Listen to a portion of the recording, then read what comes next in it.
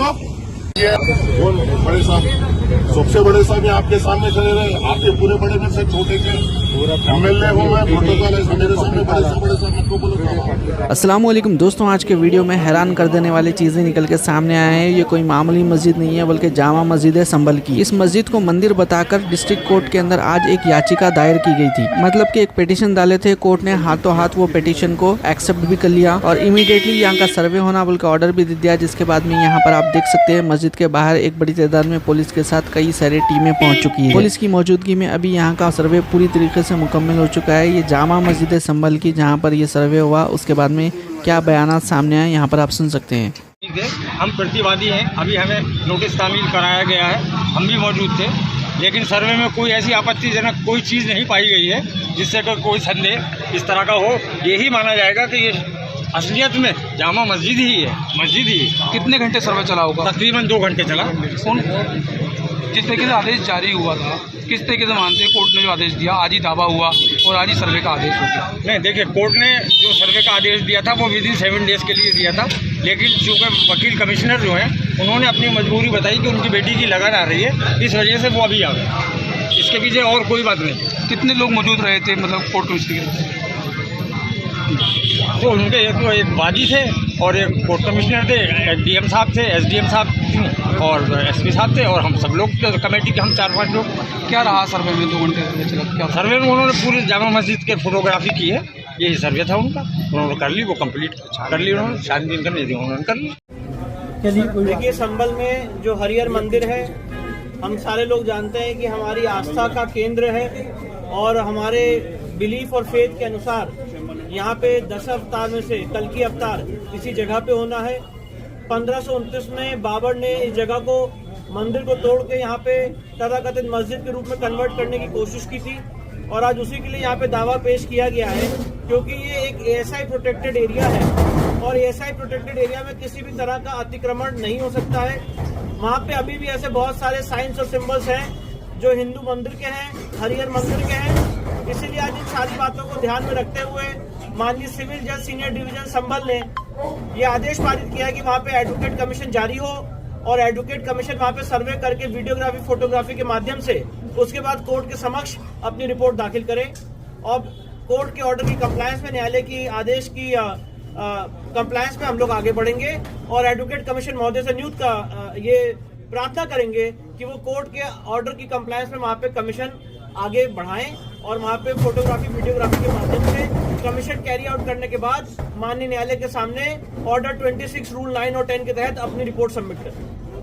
उन्होंने जो सर्वे किया है उनको माशा बराबर, सुई के बराबर भी कोई 1 इंच भी चीज़ जगह ऐसी नहीं मिल सकती जो कि इस पर आपत्ति हो सके। ये मस्जिद थी, मस्जिद है और इंशाअल्लाह ताला मस्जिद रहेगी। करने के लिए पहुंची थी, क्या कहेंगे? देखिए, ये जामा मस्जिद संभल की ऐतिहासिक जामा मस्जिद है और ये कोई अब की नहीं, कई सौ साल पुरानी मस्जिद है। और जो कोर्ट का माननीय सर्वोच्च न्यायालय का आदेश है, जो वर्शिप एक्ट के तहत 1991 के अंदर ये आदेश दिया गया था कि जो भी धार्मिक स्थल चाहे 1947 से जिस जगह भी हैं इससे, वो अपनी जगह पे कायम रहेंगे, उनके अंदर कोई किसी प्रकार की छेड़खानी या कोई विवाद नहीं उत्पन्न होगा। लेकिन उसके बावजूद भी कुछ लोग इस प्रदेश और देश में ऐसे हैं जो देश का माहौल ख़राब करना चाहते हैं और हम उनके ख़िलाफ़ हैं। हम नहीं चाहते कि इस देश का कोई माहौल ख़राब है, हम चाहते हैं कि सब लोग मिलकर के रहें और देश की तरक्की के लिए आगे कदम उठाएं। लेकिन जो बाहर के लोगों ने आकर के यहाँ पर एक रिट दायर करी और उसमें सर्वे का वो किया और न्यायालय ने आदेश भी दिया, लेकिन इसके बावजूद हमें आपत्ति इस बात की थी कि कोर्ट ने 7 दिन का वो दिया था, जबकि दूसरे उसको हमें नोटिस दे करके हमसे जवाब नहीं मांगा गया कमेटी से। जबकि कमेटी से जवाब मांगते उसके बाद आदेश देते तो सही था। और ये हमारा ये भी अधिकार है कि कोर्ट के आदेश से हम लोग संतुष्ट हैं या हम कोर्ट के आदेश के विरोध में हैं।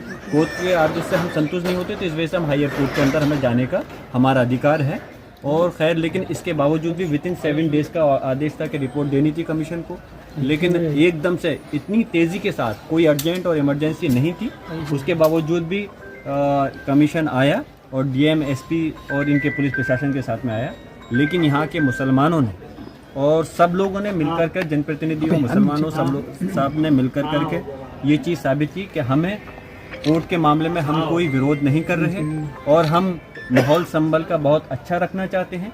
और इस वजह से मस्जिद हज़ारों लाखों की तादाद में यहाँ पर जैसे जैसे पता चला मुसलमान इकट्ठे होना चाहते थे, लेकिन फिर भी लोगों की गुजारिश पे यहाँ पे लोग नहीं आने दिया गया और उनको जो कमीशन का आया था उनको सुकून के साथ में सिर्फ कमेटी के लोग अंदर रहे और उन्होंने अपनी रिपोर्ट बना, सारा सर्वे A to Z उनको जिस तरह से चाहते थे पूरा सर्वे करा दिया गया है। और ये मैं फिर से कह रहा हूँ, ये अल्लाह का घर है, मस्जिद है और इसमें मैं चाहूँगा कि सरकारों को ये संज्ञान लेना चाहिए, चाहे प्रदेश की सरकार है या देश की सरकार है। ये देश संविधान से चलेगा, कानून से चलेगा, किसी के मन मर्जी से देश नहीं चलने वाला। जो एक्ट सर्वोच्च न्यायालय ने 1991 में जो आदेश दिया था उसके तहत किसी भी धार्मिक स्थल के ऊपर कोई आपत्ति छिड़कानी नहीं होनी चाहिए, कोई रिट दायर नहीं करनी चाहिए। इसलिए मैं इसकी मुखालफत में हूँ और हम उम्मीद करते हैं कि उन्होंने जो सर्वे किया है उनको माशा बराबर, सुई के बराबर भी कोई 1 इंच भी चीज़ जगह ऐसी नहीं मिल सकती जो कि इस पर आपत्ति हो सके। ये मस्जिद थी, मस्जिद है और इंशाअल्लाह ताला मस्जिद रहेगी। ये टॉलीवुड के सुपरस्टार है, इनका नाम है रामचरण। ये आज दरगाह को विजिट कर रहे थे, जिसको लेकर काफ़ी सारे जो राइट विंग के लोग हैं वो लोग इनसे नाराज़ हो चुके हैं।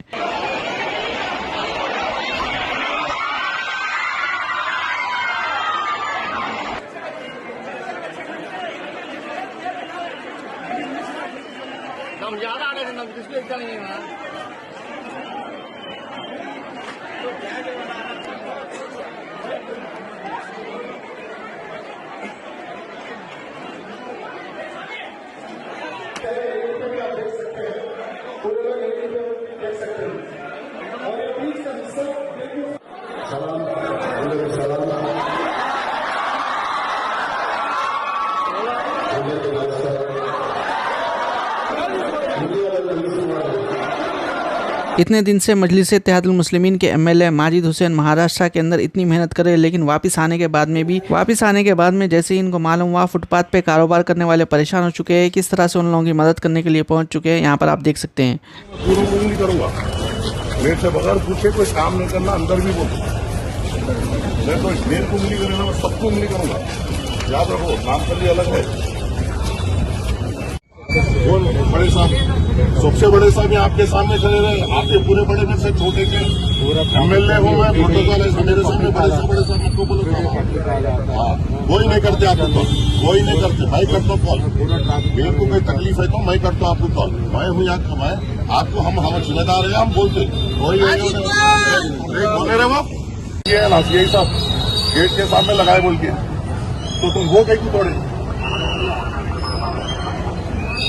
कहाँ है? DCP साहब कहाँ है? हाँ, तो ये DCP साहब को नहीं दिखा, कंप्लेन ये था, ये स्टॉल का है, ये फुट का है, ये सुबह में लगाने से कंप्लेन है, वो कहीं को तोड़े, वो तो सालों से ना फुटपाथ का है। मैंने ट्रैफिक अहदेदारों से बात की, ट्रैफिक अहदेदारों का ये कहना था कि यहाँ पे एक कंप्लेन है, वो कंप्लेन की बुनियाद पे ये कर रहे हैं। तो मैंने भी उनको ये रिक्वेस्ट की कि ये कांग्रेस हुकूमत है और कांग्रेस हुकूमत की ही हॉकर पॉलिसी है, जहाँ पर अगर कोई भी फुटपाथ पे या गरीब बंडी वाला कोई कारोबार करता है तो यही पॉलिसी है कि उसको दूसरी जगह पे उसके कारोबार लगाते हुए फिर उसको निकाला जाए। और यहाँ पे हमने तफसीली दौरा किया, जो वाक़े जो गैर कानूनी तौर पे हाल में आए हैं, मैंने ट्रैफिक पुलिस वालों को कहा है कि इनको हटा सकते हैं, जो मूवेबल है जो आए हैं, और जो दूसरे जो सालों से यहाँ कारोबार है और जिसका घर यहाँ के कारोबार से चलता है उनको हदबंदी कर दी गई और उनको एक लिमिटेड एरिया में उनको कारोबार करने के लिए कहा। और यहाँ पे नीलोफर हॉस्पिटल का एक बड़ा ट्रैफिक का प्रॉब्लम है, और ट्रैफिक के प्रॉब्लम को भी हमने सुप्रिटेंडेंट साहब के साथ मिलते हुए, यहाँ के मुकामी CI साहब से मिलते हुए, जो पेशेंट्स पार्किंग है वो नीलोफर हॉस्पिटल में ओपन कराने के लिए कहा।